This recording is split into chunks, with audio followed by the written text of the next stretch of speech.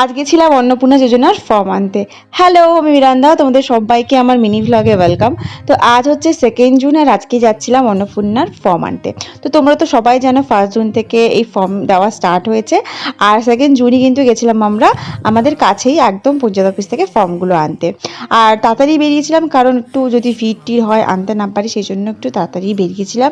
আর এসে দেখি বেশ ছোট্টখাটো লাইনও পড়ে গেছে, আর পরে জানতে পারলাম যে ওটা হচ্ছে ফর্ম জমা দেওয়ার লাইন, আর এই লাইনটা হচ্ছে ফর্ম নেওয়ার লাইন। তো এখানে দাঁড়িয়ে দেখো দুজন বসেছিলেন, একজন ফর্ম দিচ্ছে, একজন ফর্মে সাইন করে নিচ্ছে। তো ফর্ম নিয়ে নিচ্ছে 3টে ফর্ম। আর দেখি আমি সবাই বলছিল যে 10 পাতার ফর্ম, অনেক কিছু লেখা আছে।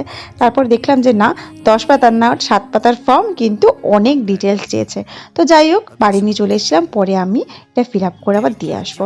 তো বাড়িতে এসে গেছি, আর এসেই দেখো আমি বসে পড়েছি। আগের দিন কলকাতা থেকে নিয়েছিলাম এই সবিস্কো থেকে এই লেমন টার্টগুলো, যেটা খেতে কিন্তু ভীষণ টেস্টি লাগে। তোমরা কি কেউ খেয়েছো? তাহলে অবশ্যই কিন্তু কমেন্ট করে জানিও। আর ওই স্ন্যাক্সটা খেতে একদম ভালো লাগছিল না, চায়ের সাথে ওই বিস্কিটের মতো, ওটা একদম ভালো লাগেনি, কিন্তু এই লেমন টার্টগুলো খেতে কিন্তু খুব ভালো।